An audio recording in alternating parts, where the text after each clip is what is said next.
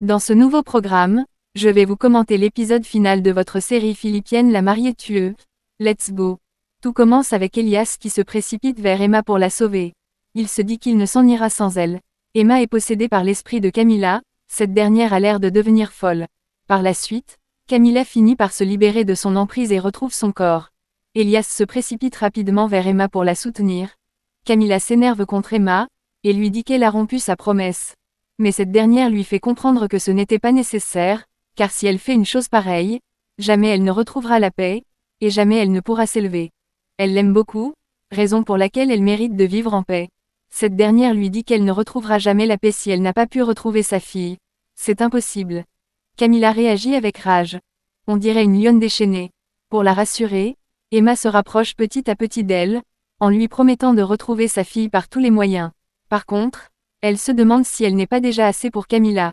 Elle a toujours été là pour elle, et l'a toujours considérée comme sa propre mère. Elle a toujours été présente près de Camilla comme sa fille, et donc, est-ce pas suffisant? Même si elles ne sont pas apparentées, elle restera toujours sa mère chérie. Et là, Camilla devient gelée, et tout à coup, les souvenirs lui viennent à l'esprit. Elle commence à penser à toutes ces fois où Emma s'est toujours montrée respectueuse envers elle, et même quand elle culpabilisait pour sa fille Vida, Emma se rapprochait d'elle pour la soutenir. Un souvenir rempli d'émotions. Emma continue à lui demander de reprendre ses esprits, car ça ne lui ressemble pas du tout d'agir de la sorte, et quoi qu'elle ait fait dans le passé, elle restera toujours sa mère adorée. Pendant que les deux échangent ensemble, Vito arrive rapidement dans les lieux, et avoue directement à Camilla qu'Emma n'est nulle autre que Vida. Cette fille qu'elle a longtemps pleuré pour elle était juste là sous ses yeux. Emma et Vida, leur fille chérie. Et là, Camilla n'en croit pas ses oreilles. Il continue en disant que jamais elle n'a perdu sa fille, car elle a toujours à ses côtés. Camilla ne peut s'empêcher de pleurer de joie en découvrant ce secret bien gardé. Par la suite, elle se rapproche de Vida, tout en regrettant tout ce qu'elle a fait. Elle a gaspillé tout son temps dans la vengeance, en ignorant qu'elle le fait pour rien. Peu importe, elle ne peut s'empêcher de se sentir heureuse de savoir qu'elle ait retrouvé sa Vida. Elle profite de cette occasion pour demander pardon à Vida. Elle regrette beaucoup ce qu'elle a fait. Mais sa fille lui dit qu'elle n'a rien à lui pardonner. Au contraire, elle la remercie, car c'est grâce à sa mère si elle est une femme mature. Elle lui est tout donné. Jamais elle n'a manqué aucune occasion de la protéger. Du coup, elle est reconnaissante pour tout cela. Et donc, Camilla n'a aucune raison de regretter ce qu'elle a fait, c'est le moment pour elle de retrouver enfin la paix, car elle est sa maman chérie. Camilla est heureuse d'entendre ces belles paroles, mais se demande tout de même ce qu'il adviendra d'elle après. Vito prend la parole et promet de prendre soin de Vida. Ainsi, Camilla se rapproche de lui, et profite pour la caresser avec tendresse et affection. Elle le fait tout en lui souhaitant de vivre heureux en fondant une nouvelle famille, même si ça ne sera plus avec elle, car elle veut le voir heureux. Vito ne supporte pas l'idée de se séparer d'elle et la serre fort dans ses bras. Ce moment est rempli d'émotions. Après ce câlin, Camilla se rapproche d'Emma, tout en appelant désormais Vida. Elle lui dit qu'elle l'aime énormément. Elle regrette le pourquoi elle ne lui disait pas ça autant de fois avant. Elle éprouve énormément de regrets pour ce qu'elle a fait. Du coup, Camilla conseille sa fille de vivre pleinement sa vie, sans imiter la sienne qui est remplie de regrets. Vida doit aimer autant qu'elle peut s'agissant de sa relation amoureuse, et oublier la pensée de la haine et de la tristesse. C'est le moment pour elle d'écouter son cœur, et de se donner à fond si elle décide d'aimer. Camilla ne peut s'empêcher de se montrer attentionnée en ce moment envers sa fille, après avoir découvert ce secret. Par la suite, elle serre fort sa fille dans ses bras. Vida est également heureuse qu'enfin, sa mère ait pu reprendre ses esprits, et réaliser qu'elle l'aime beaucoup. Après ce moment de câlin entre mère et fille, Camilla disparaît. Vida ne peut s'empêcher de pleurer de tristesse à l'idée de savoir que sa mère est partie pour toujours. Son cœur se resserre, et elle creve de l'intérieur. Pendant que la pauvre pleure, Alice fait son apparition avec une arme en main, et crie sur elle dans le but de l'éliminer. Vito se précipite rapidement vers elle pour assurer sa protection. Malheureusement, Alice tire et la balle prend Vito au lieu de Vida. Cette dernière se réjouit en disant à Vida que désormais sa mère Camilla n'est plus là pour la protéger. Elias et Vida sont morts de peur à l'idée de mourir. Alice s'apprête à tirer une nouvelle fois, vu que rien ne les protège en ce moment. À l'instant, Louis apparaît et tire sur elle. Cette dernière perd l'équilibre, et pointe tout de même l'arme vers lui pour l'éliminer. Il appuie à nouveau sur la gâchette, en lui demandant de cesser son délire. Alice est ainsi affaiblie, et rend l'âme. Elle est éliminée par son fils. Ce dernier ne réalise pas ce qu'il a fait en ce moment. Par la suite, Louis se précipite vers sa mère et la prend dans ses bras. Il profite pour lui demander pardon pour ce qu'il a fait. Alice n'est pas rancunière, et essaie de le comprendre. Mais au final, elle rend l'âme. Ce dernier est ainsi attristé et pleure de douleur pour ce qu'il a fait à sa mère.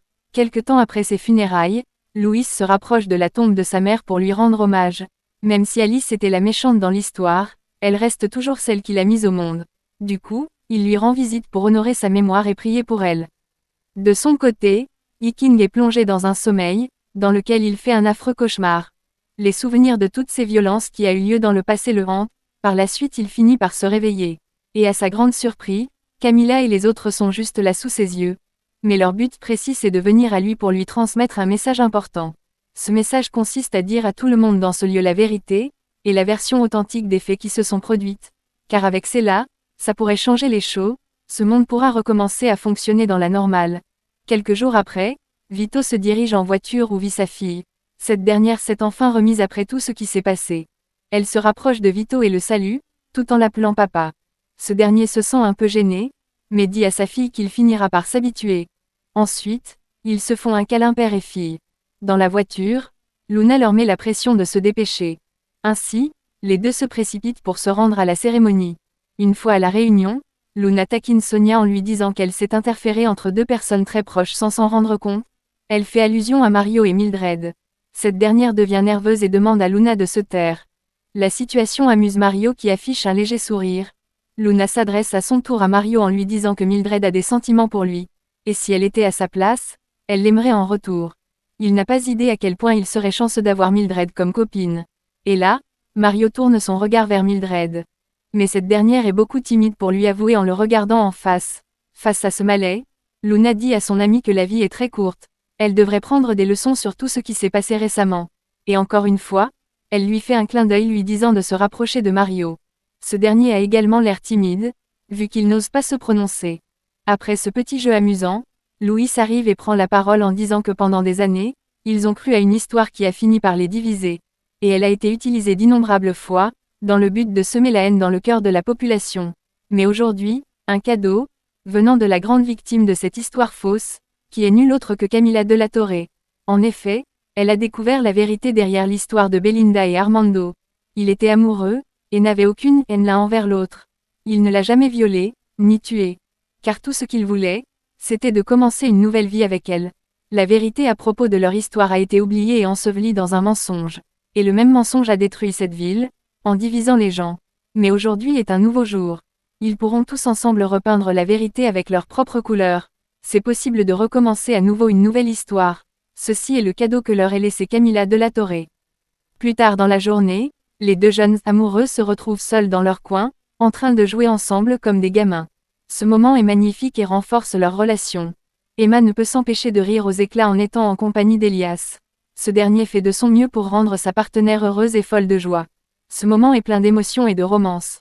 Ensuite, Emma culpabilise en se disant qu'elle aurait aimé que sa mère soit présente, pour assister à ce moment. Pour la consoler, Elias lui dit qu'il croit que sa mère est proche d'elle et l'observe. Emma sourit car elle a en face de lui l'homme idéal fait pour elle. Ensuite elle dit à Elias qu'il a toujours été là pour elle dans ses plus pires moments. Mais elle se demande s'il ne s'en lassera pas de toujours prendre soin d'elle et de la protéger. Elias lui répond que cela n'arrivera jamais, car eux deux c'est pour toujours. Puis les deux se regardent tendrement dans les yeux. Enfin vient le baiser pour couronner le tour. Une belle fin après toutes les difficultés. Ainsi se termine la série philippienne Mariée tueuse, et c'est la fin de ce programme.